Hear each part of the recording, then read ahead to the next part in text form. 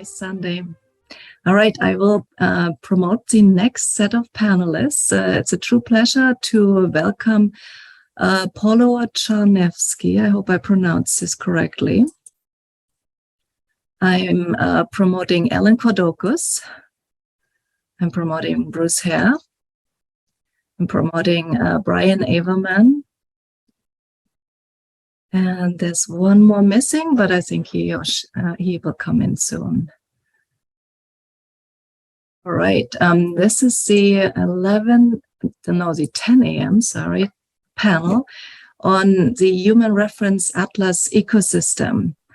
I'm hoping to see two more, so let me see, they might have called themselves. Here, there's one N. George, I assume that's Nancy George. I'm gonna promote to panelist. And one more. Brian, do you know if Jason is going to join us today? Yeah, he should be. All right, I will watch out for him. Good morning, everybody. It's good to see you, or good afternoon for those in Europe. Thanks so much for joining us all. I know you have presented, you have compiled slides. And I think what we will do here is to have 5 to 10 minutes for each one of you, just brief presentations where you're coming from, what you're working on, and how you're trying to create an ecosystem where we have many, many data sets that are interoperable and fair, where we have codes that talks to each other, that are APIs that actually can connect and can be together in pipelines or workflows or whatever you want to call this, but where we also have standards, de facto standards. Good morning, Nancy, good to see you here. De facto standards and protocols and standard operating procedures, so that we get to a production mode on how to map the human body at single cell resolution. And I'm so glad you could join us all on a Sunday morning, afternoon. And again, I will watch out for Jason Hilton. Maybe you can ping him, Brian. But maybe we start with Paulo's presentation in the interest of time. And Paulo, do you want to share your screen and just take it away? Yeah, or if you want, you can also share your screen. I can just say.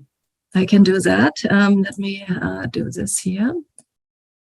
So all of these slides will become available later on, and it's really wonderful to see this combined force across different continents, different disciplines, and also ultimately different cultures, because each discipline brings a different culture to the place, and of course different types of expertise.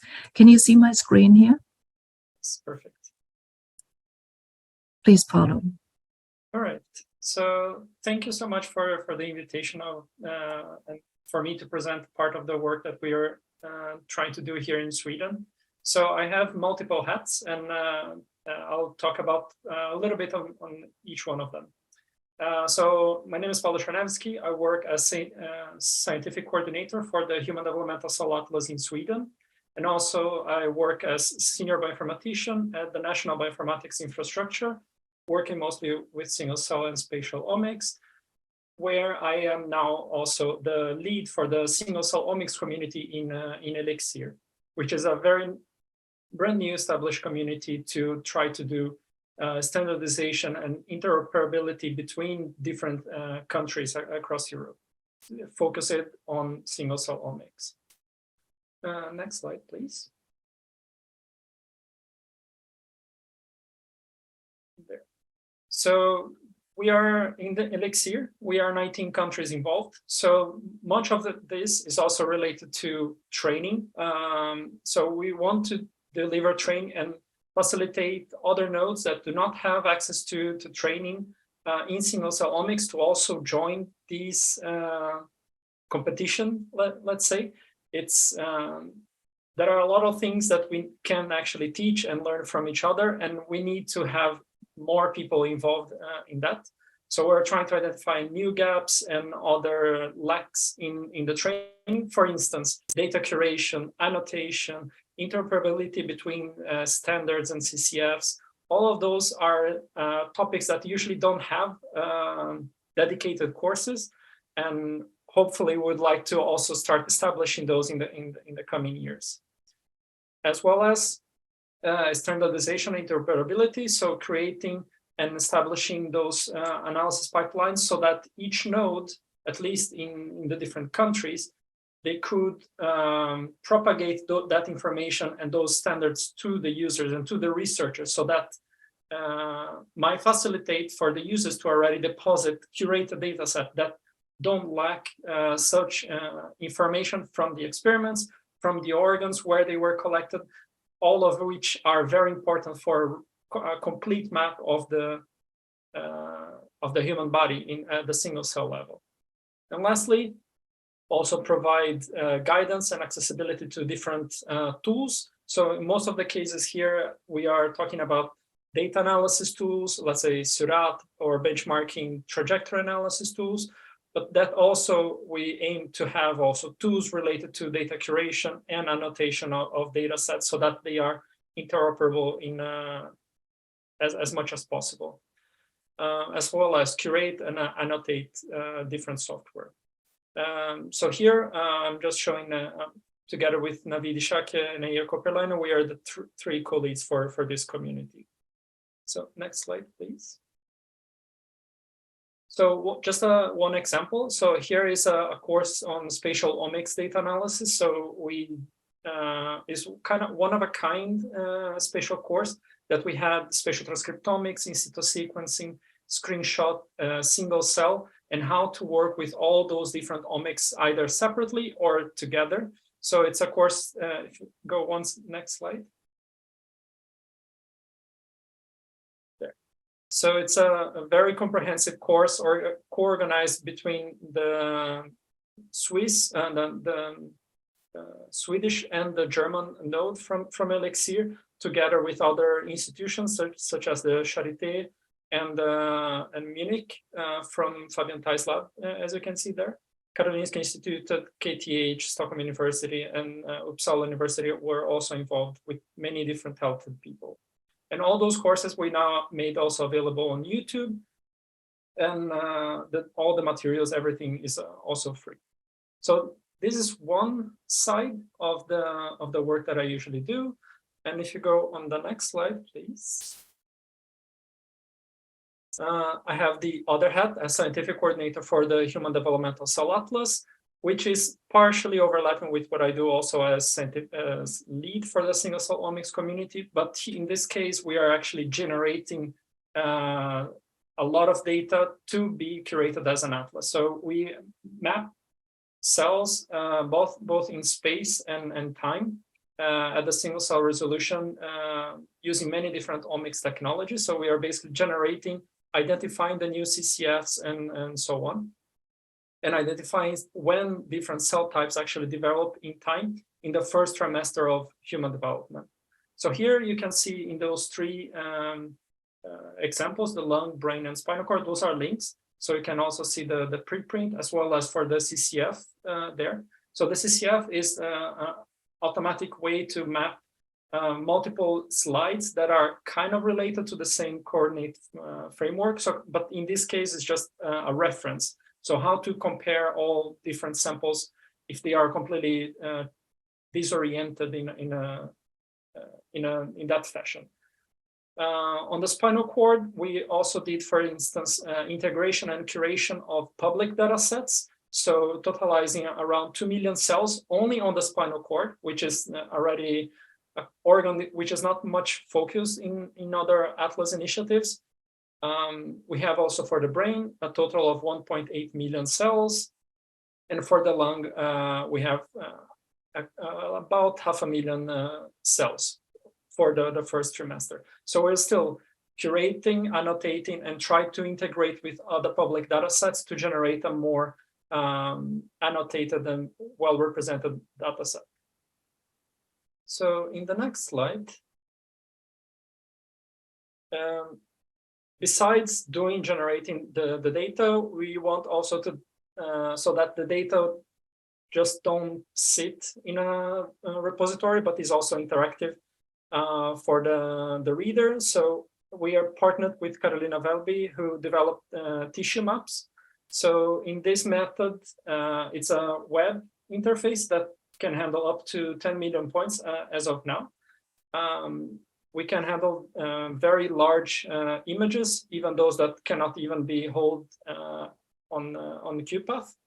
And it's very flexible regarding the different technologies. So we use that for single-cell spatial transcriptomics, in situ sequencing, codecs, and many other different technologies to really have one platform that does everything for us, kind of. So for us, it's a little bit like magic and super helpful to have that collaboration running. And then we can run either as a server or as a static web page, which is also very convenient to deploy in multiple instances, how to explore and visualize your data. So in the next slide. And this is just an illustration, so you can see multiple views there. There's single cell, spatial transcriptomics, in situ sequencing, screenshot of many different subsets. And that tool is, you can, for example, even run as in Jupyter notebooks, so that you can actually interact with the data and like these huge data sets. And it's already also integrated with a plentiful of image analysis tools, including ScanPy, SquidPy, and Giotto. So this is just a very brief overview of everything that we try to do here with the two different hats, and I'm happy to take any questions later on. Thank you. Thank you so very much, Paulo. I think it's great to see what efforts are going forward in which countries, because it always depends on funding. This technology is still very, very expensive to run. And ultimately, we want to map many organs in the human body. And each organ mapping exercise really requires very dedicated experts that are the true surgeons, pathologists, anatomists, single cell experts on that very organ. And so you actually, over time, have thousands of experts that are needed to truly map the human body at single cell resolution. So it's really nice to see this all unfold. Next, we have the Salvage team, and we have Brian Aevermann here. I don't see Jason Hilton on. Brian, are you okay to present this, or should we skip and come back?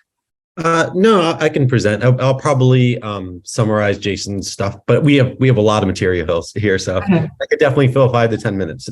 Not a problem. Cool. Do you want to present yourself and I stop sharing, or do you want me to run the slides? You can run the slides. It might be quicker that way. And I have a very high resolution screen, so there might be some delay, but go for it. Sure. Yeah. Okay, yeah, so I'm here today representing the Chan Zuckerberg Initiative and some of our projects, including Salvage Discover, which is an online resource. It's a website, data portal, and data analysis visualization suite. And then we also have Salvage Annotate, which is a downloadable client-side tool where you self-host and you can work with your data on your local device. Next slide, please. So at Salvage Discover, we have compiled a large corpus of data. This slide's slightly out of date. It's probably like 2 months old. We have over 30 million primary unique cells at this point that represent human and mouse data. We are focused on human and mouse data as a human cell atlas driven tool. We also have various other, tissues. We have heart, blood, brain, lung, the usual. And we have over 603 cell types at the moment, which is cell types as defined by the cell ontology. Next slide, please. So when you come to the data portal, we have the usual, view where we have the data sets on the right here, and then on the left we have a faceted search, much like we're all very familiar with from like Amazon and other services. Those faceted searches are actually based upon standardized metadata, which I'll get into a little bit more detail later, but you can see that we have these standardized metadata fields, but also we have increased some of the curation to include like grouping ideas here. So first here we're looking for author, we're looking for Edleen, but then in a moment we will look at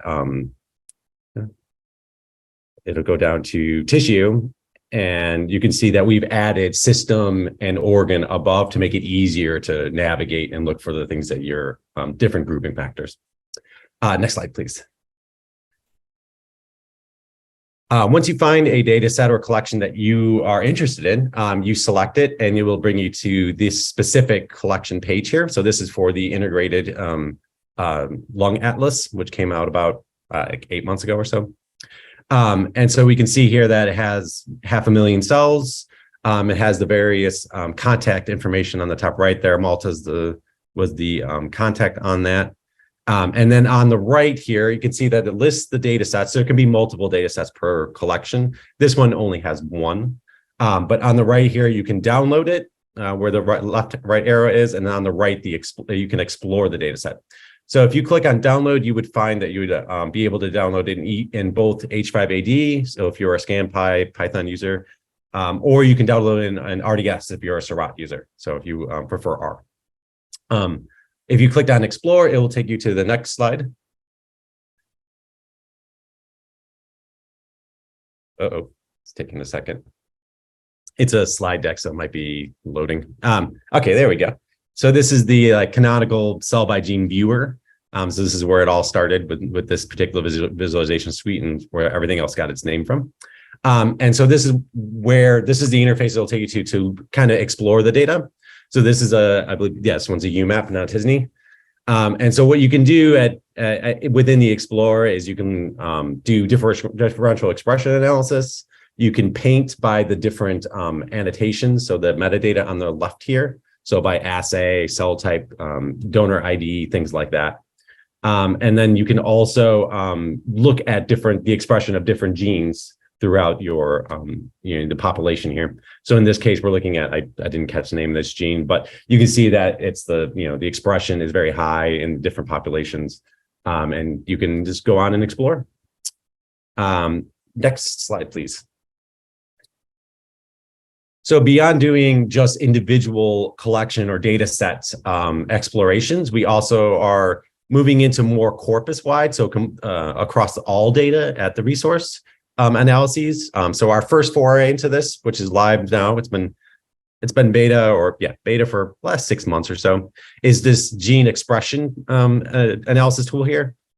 And so what you do is you select the organism you want, either human or mouse, add a tissue, and then you select genes, and it will bring up the gene expression across the cell types, the cell ontology defined cell types, for all the data sets in the corpus. So this is our first view into a cross corpus per cell analysis. So it's pretty cool. We're pretty excited about this, and this is sort of where cell by gene is headed in general, is these more cross corpus, cross all cells. So that will bring us to more of an idea of cell atlasing, right, and bringing more data sets together. Next slide, please. In addition to the data portal and all the wonderful stuff happening there, we also have the original cell by gene version, which is a self-hosting client-side application. This is all mediated through GitHub, so there's a GitHub there for downloading it and using it. We call this now Cell by Gene Annotates. So if you go to the next slide, you will see that it looks a lot like the Explorer version, and that we make available also in Discover. But next slide, please. But in this case, you can do work. You can self-annotate these data sets in a private environment, so you don't have to worry about making things public and sharing more broadly. So in this instance, this example, we have this painted by cell type. And you can see the clusters nicely are nicely annotated with probably cell ontology labels. Next slide. Sorry, that was loud. But you can see that in that top cluster that there's gene expression here that seems to be higher on the left of the population than on the right. So you might be like, oh, I want to mark this. I want to follow up on this. Maybe this is interesting. Maybe it's not. And so if you choose a new category in the left there, that box in red, if you go to the next slide, please. It'll give the option to name that, like, what is this about? Like, what are you trying to capture here? And then you create that new category, you name it, create it, and then go to the next slide, please. And then you can remember that gene is something you're trying to curate about, right? And this is a way you can share these links to these self-hosted instances with your colleagues. So you guys could all be working on this in different parts of the world if need be, but you can keep it private, right? So these would only be accessible to the people you share the links with in whatever infrastructure you host it in. Yeah, next slide, please. Yes. Yeah, Jason's still not here, so I'll just do this. So this is talking specifically about the standards that we have implemented. So Cell by Gene Discover is made up of data sets from across the atlasing and single cell community, and also CZI actually funds a lot of data as well. And that puts us in a really nice position where we can encourage our fundees and then others who want to join us to highly standardize the metadata. And that makes future integration and all these downstream analyses and fun things we want to do, like trajectories and stuff, easier. And so, yeah, so we have over 540 data sets at this point.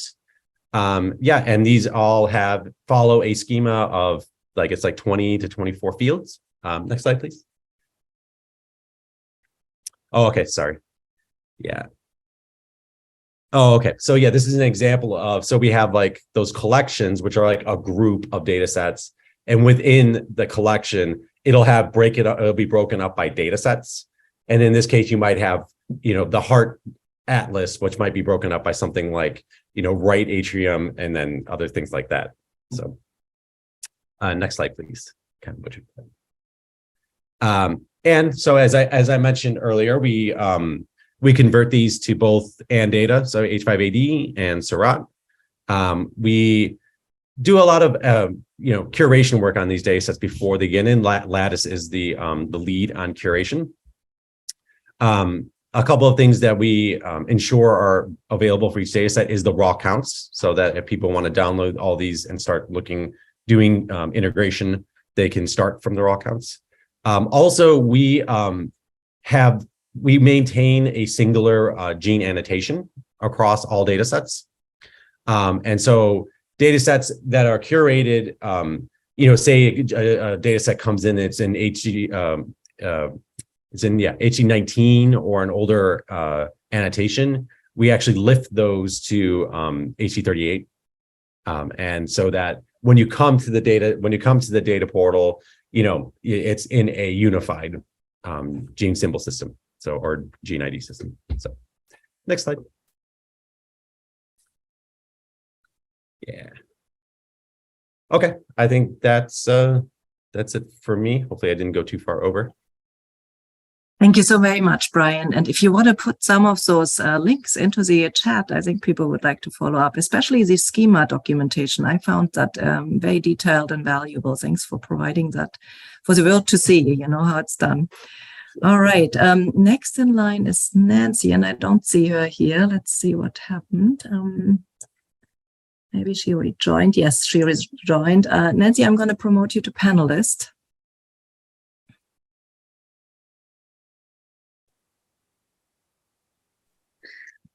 Thank you. Sorry, it did seem that it had demoted me, unfortunately. So, would you like me to run the slides, or would you prefer to do it yourself?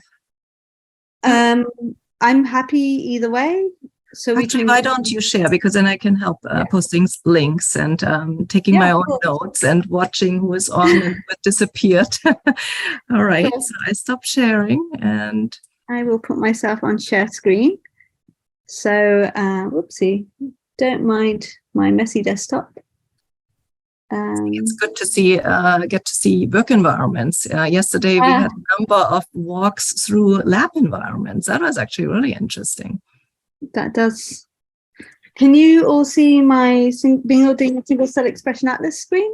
Yes. Mm-hmm.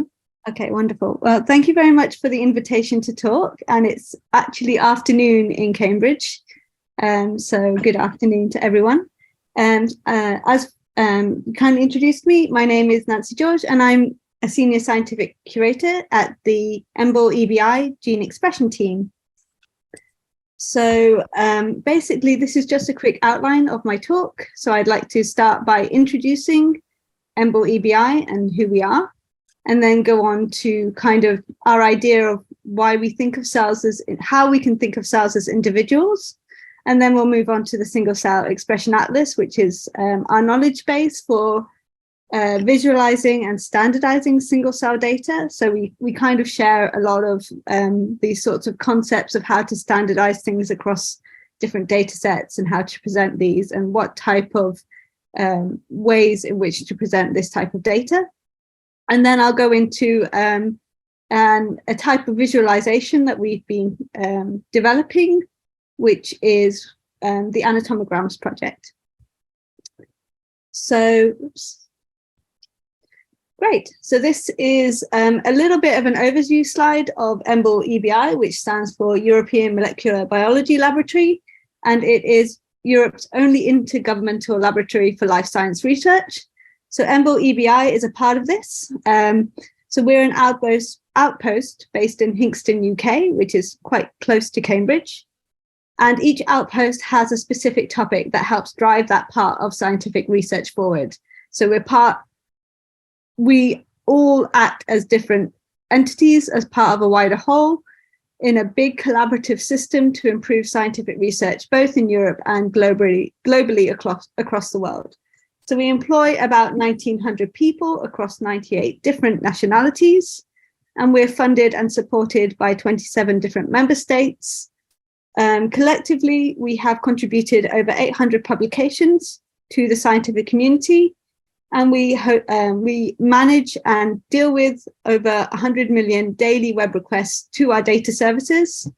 And we basically have about 4,000 annual users of our different services.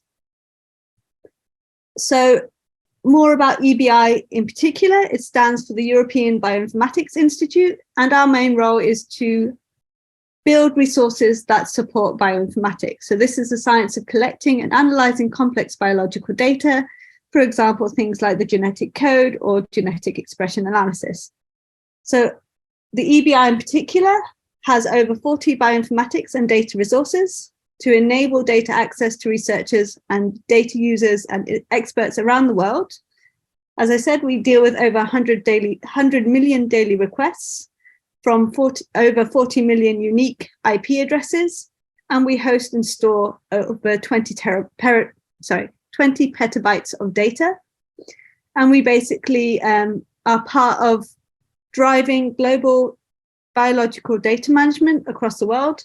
We host data and archive data, and we also develop knowledge bases, which are added value resources, not just storing data, but repurposing that data to present it in a different way, to make analysis results, to add value to that raw data. So we call these the knowledge bases.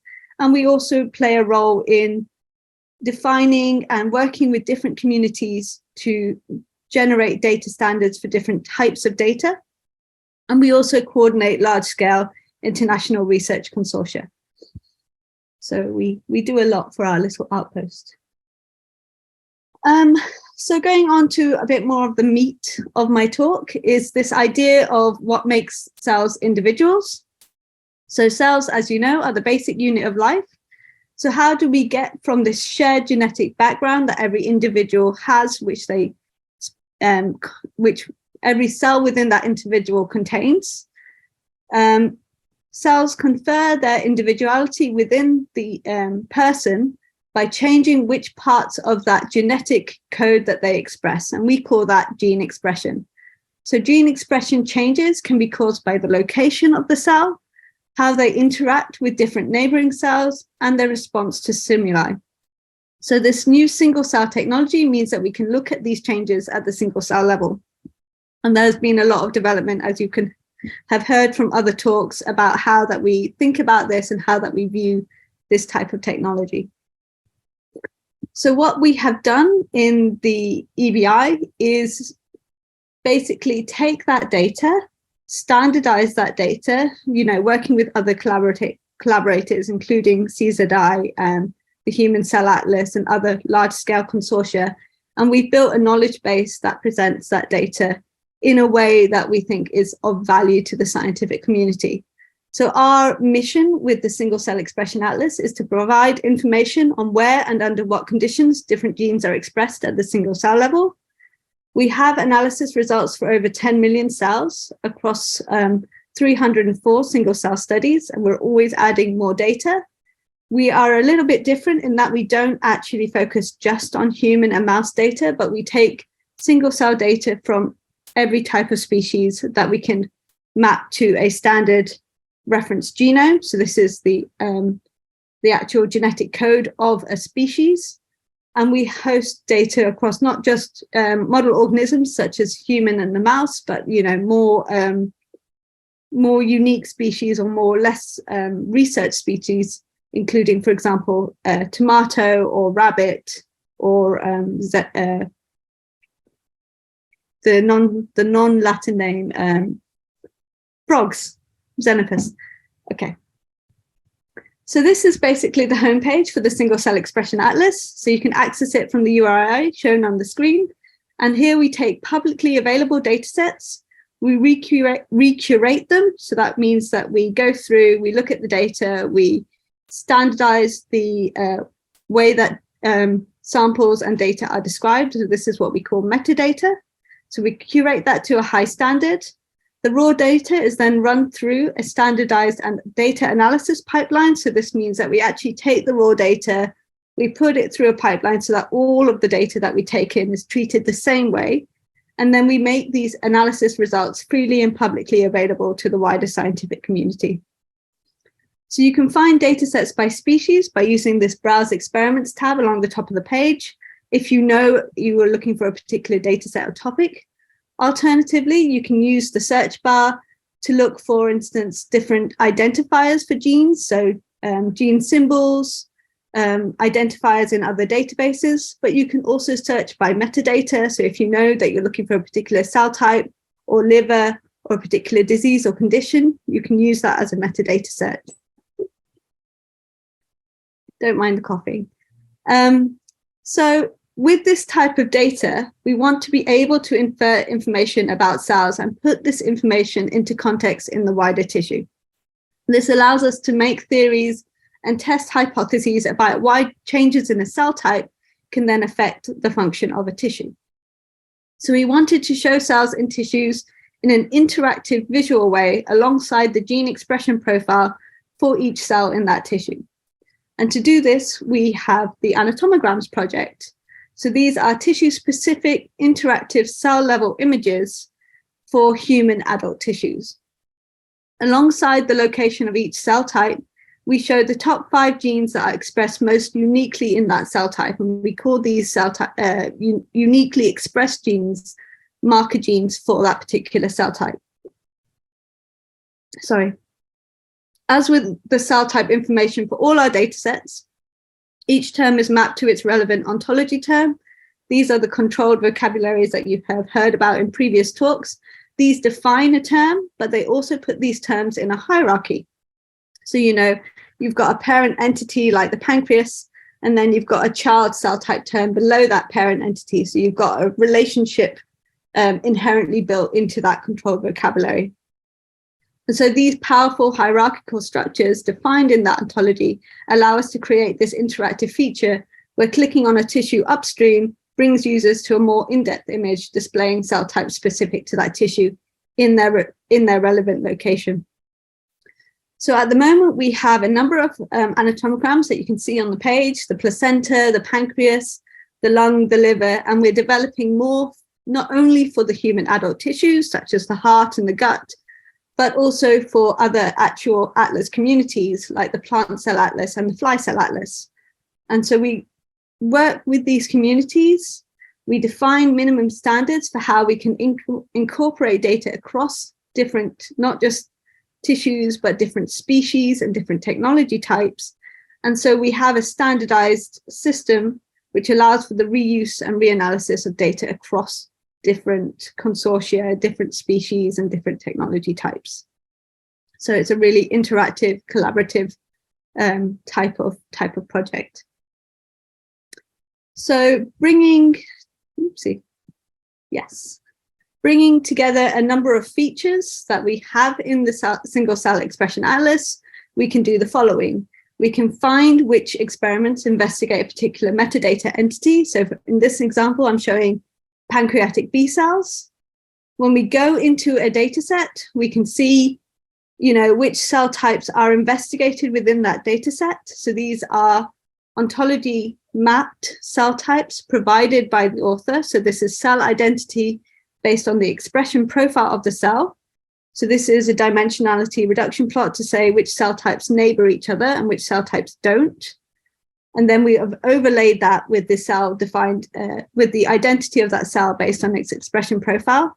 Next to that, we have a heat map that shows the expression level of a gene, and every point in this map is an individual cell in the data set. So we can see, how cells are expressing the same gene within subpopulations and across the data, across the tissue.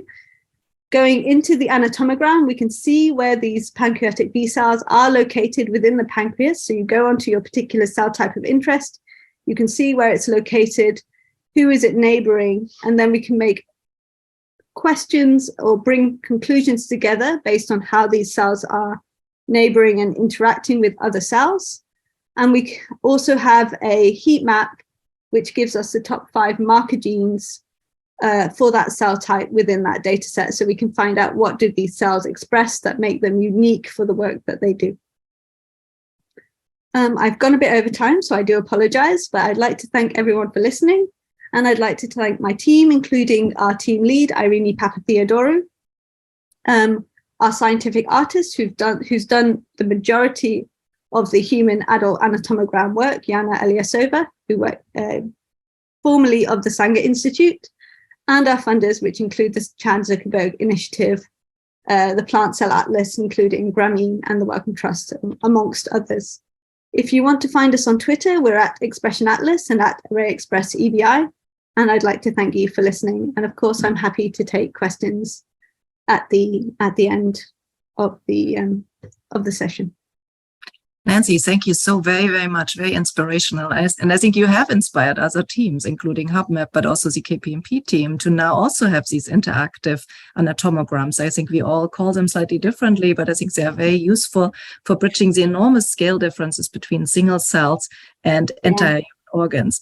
So if you could start answering questions in the chat, please do respond to everyone, because otherwise only the panelists get to see the answers. So make sure to respond to everyone. Next in line is Alan and then Bruce. Alan, do you want to share your screen? Yes. Hopefully you can hear me, and hopefully, let's see if I can.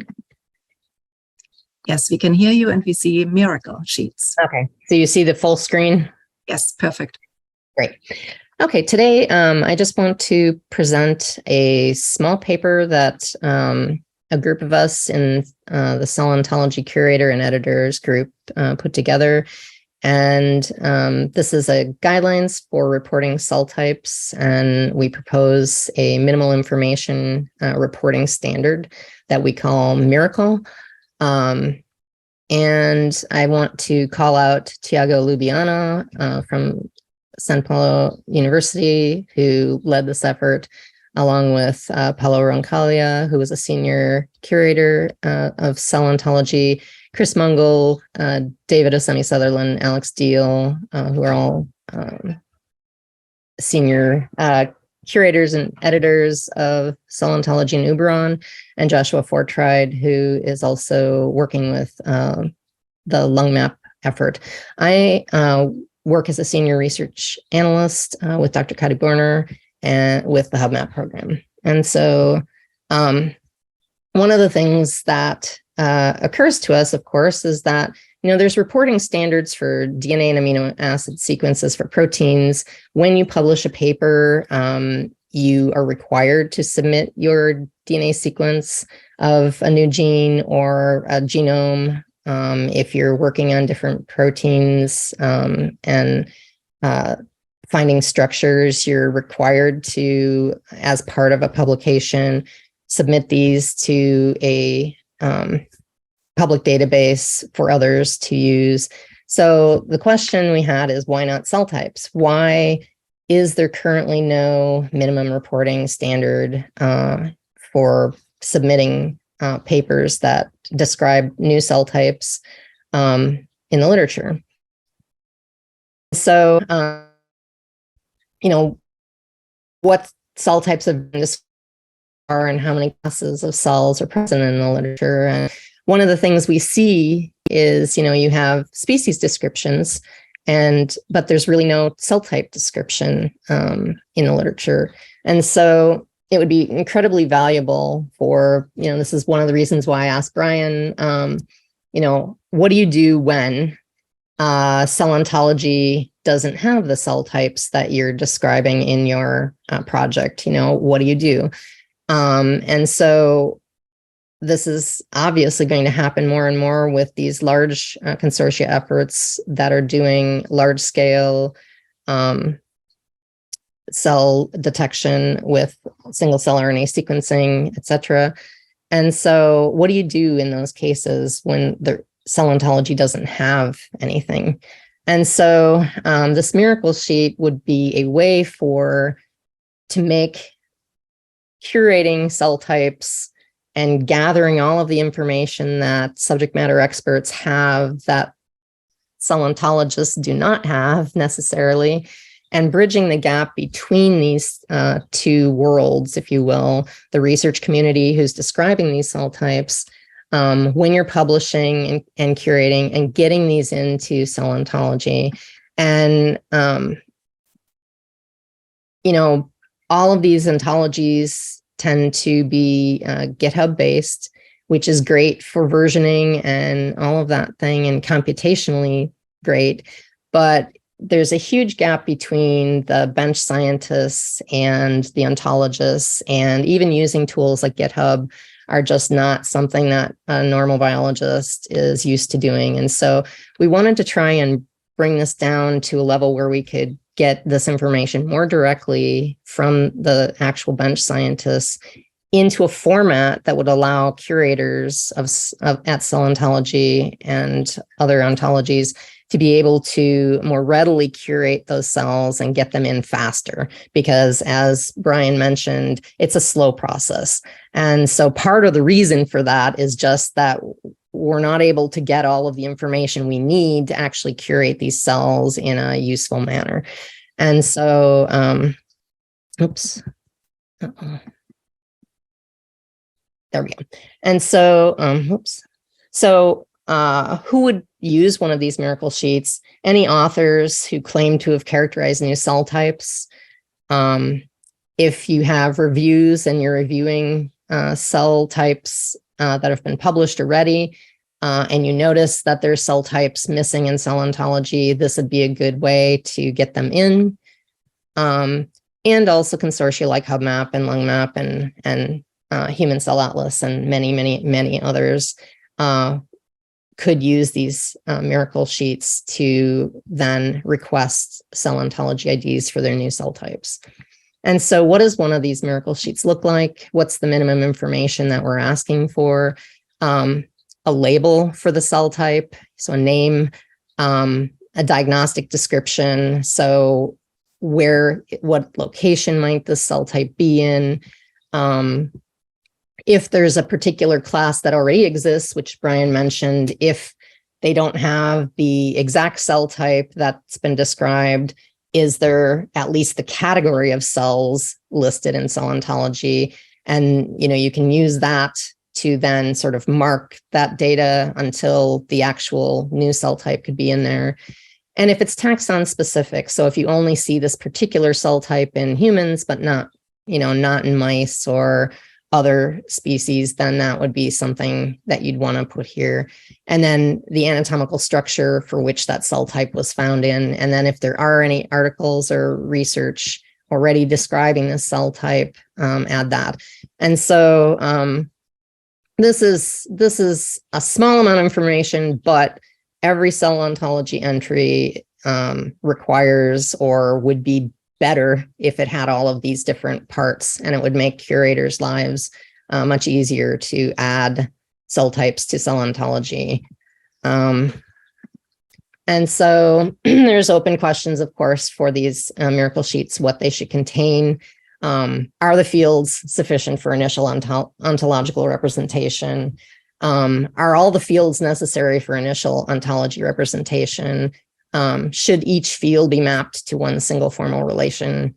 And should there be guidelines on labels and descriptions in terms of how do you name a cell?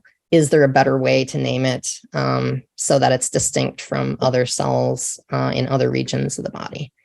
Our next steps towards this standard would be, obviously getting feedback from both ontologists and wet bench researchers and bridging that gap and getting the conversation started so that wet bench researchers know better how to name their cells in a more standardized way. And then, collect and ratify the standard and improve the structure so that it's machine processable. And then try and get this implemented by having journals, approach journal editors and ask if we could get some sort of a standard started if you want to publish a paper that you should be submitting this type of a sheet for any new cell types that you provide. And again, how to gather these points of view and converge on a consensus. I think everybody has an annual meeting and various working group meetings over the course of the year. But I think, and we talk about these things, but I think one of the things that I actually did try is to try and use this miracle sheet in HubMap a little bit with a few pilot test, just to see if researchers would be amenable to doing this or not. And it worked out pretty well. There's a few things that probably need to be explained still or improved upon, but I think this would already help so much to even just start getting more and more cells in. And so we've been able to add, and I know it sounds like a small amount, but within a short amount of time, about 100 or so cells relatively readily. I know there's thousands of cells that we probably will need to curate in this manner. But again, just getting the community of researchers, wet bench researchers, to understand the kinds of things that would be standard fields for reporting so that they could get added to cell ontology would be a huge, huge thing already. And again, if you're interested in any of this or want more information, please feel free to email Tiago or myself or any of us at the Cell Ontology Editors Group, and we'd be happy to answer more questions. Thank you. Thank you so much, Ellen. Very, very important effort. And I see so much community buy-in, which is great. So we are going to go over to Bruce, and it is getting tight on time. So start asking your questions in chat, start answering them. I think it's a great panel we have here. So Bruce, please. All right, does that still work? Okay. Yes, I see full screen, and I hear you. Okay, so my name is Bruce Herr. I'm the Senior System Architect and Project Manager at CNS, Katy's lab. We've been working on the Human Reference Atlas for 4 years now with HubMap and expanding to multiple consortia. You guys have probably heard quite a bit about our efforts over the last 23 hours. So I'll try to make it fairly short, but I wanted to go over a few things with how we're constructing and using the Atlas and trying to position it in a way that it can be reused and across consortia. So, okay, so when I talk about the construction, we combine multiple digital objects to create our Atlas. So you guys have probably heard of the ASCT plus B tables, documenting the anatomical structures connected to cell types described by biomarkers, 2D reference 3D reference organs, the 3D models tagged with Uberon terms, and Then tissue blocks are placed relative to those reference organs. 2D reference FTUs, documenting these functional tissue units and the cells in there, in these 2D illustrations, which are also tagged, and OMAPs, and then some future things we are working on with azimuth mapping azimuth cell clusters to cell ontology terms to then tie into all the other digital objects that we're working on. Cell type populations from experiments and cell by gene matrices, and this idea of reference experimental data. So throughout the world, as we find this really good data, so damn good, it now becomes part of the knowledge which we capture in the Human Reference Atlas and becomes a reference. Just a quick thing, we take our digital objects, those are our raw digital objects, and we normalize them to a standard form that then further things down the pipeline can then work on in a standard way. And then RDF representations are extracted from the metadata. We're also using LinkML. And so then that normalized form is still mechanical, but then the third step here is when we have enriched digital objects, where we can now extract those relationships that are inherent in the data that we have. For instance, the ASCT plus B tables starts off its life as a spreadsheet, but then it becomes a graph, and when it becomes enriched to anatomical structures, part of other anatomical structures with cell types located in it and described by biomarkers. And so then when we choose the digital objects that become a reference, they're then combined and interlinked primarily by ontology terms, and to create a large knowledge graph for reference.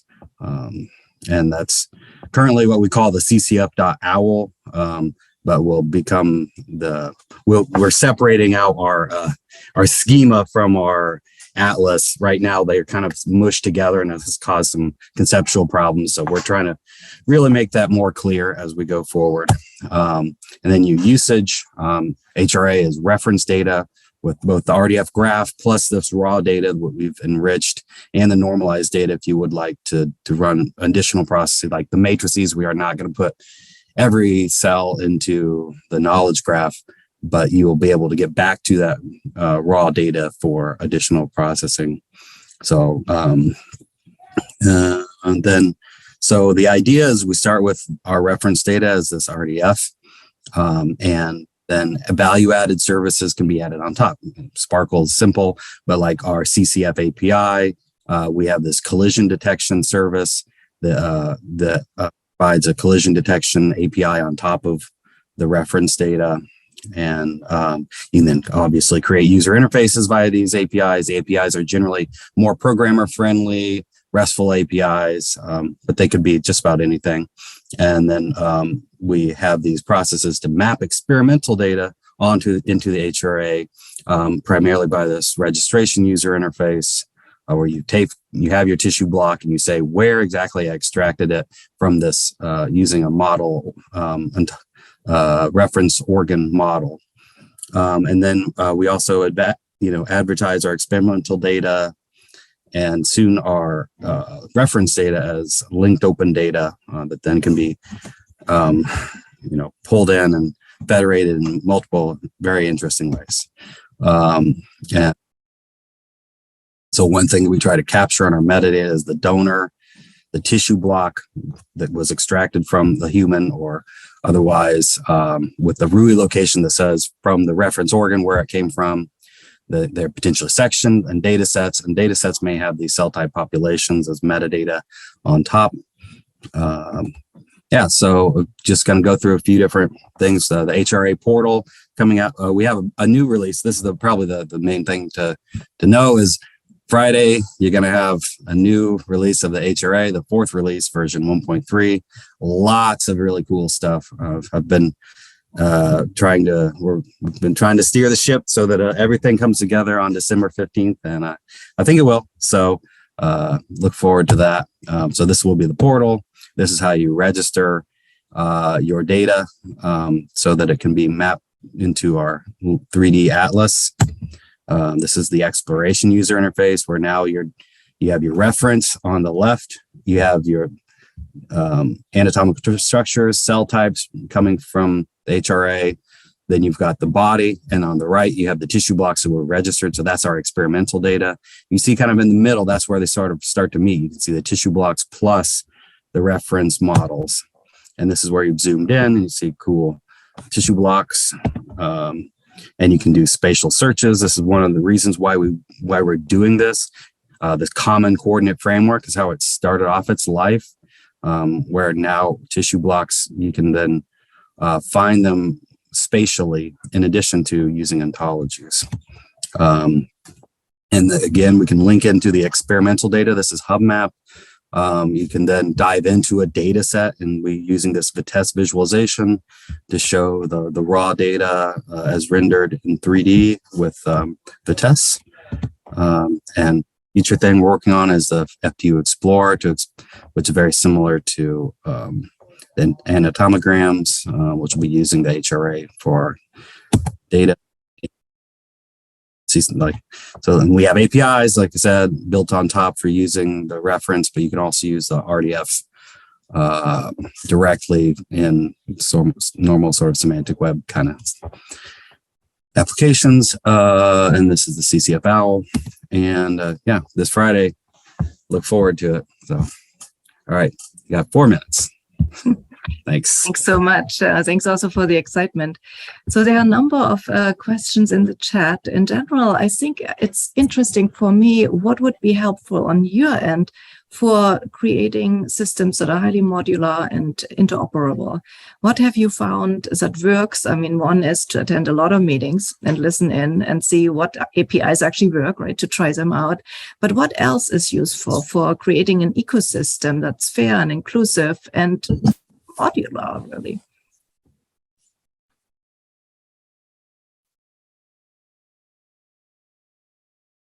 That's also a question that I have. So I was talking before with Katy. That's one of the things that we would like also to start getting ahead. So learn from the different Atlas initiatives. So how can we actually help? And I've been talking to Tony Burdett from the Human Cell Atlas data coordination platform.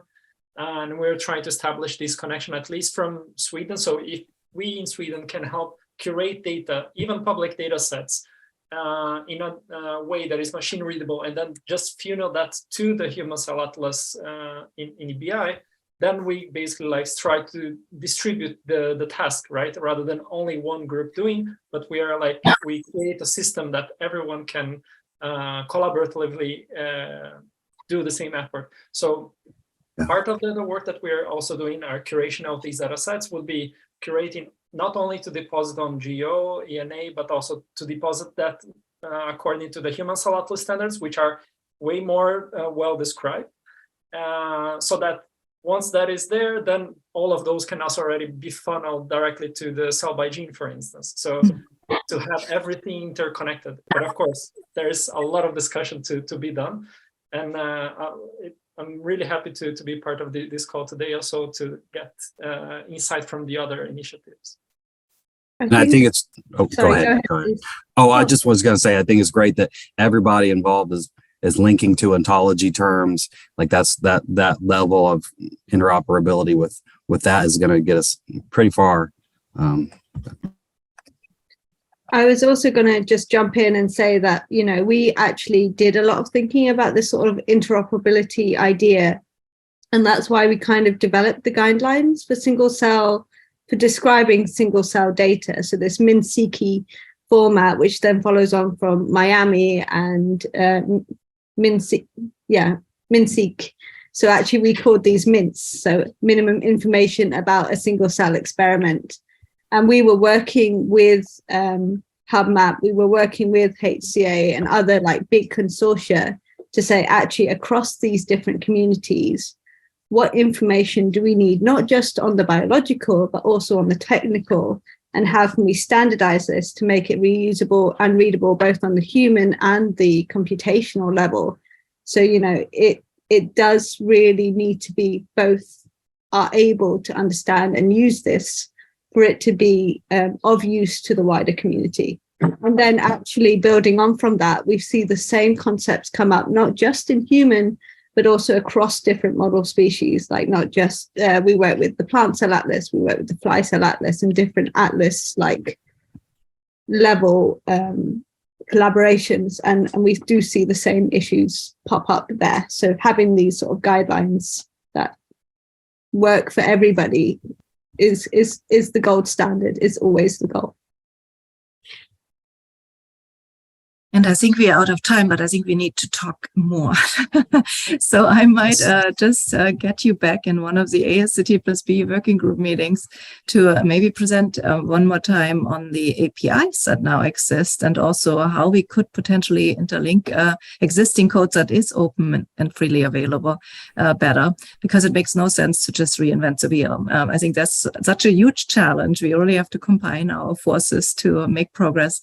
And thanks so very much for coming in on a Sunday. Deeply appreciated. All of this will be made available on the website. So if you want to share these recordings to other team members so that they get to see what Paulo or Bruce or Brian or Ellen or Nancy are doing and their teams, feel free to point them to this as a conversation starter. Thank you all, and have a wonderful rest of your Sundays. Feel free to stay for the Visions of the Future panel, last but not least. Thank you. Thank you. Thank you very much. Thank you. Have a good one.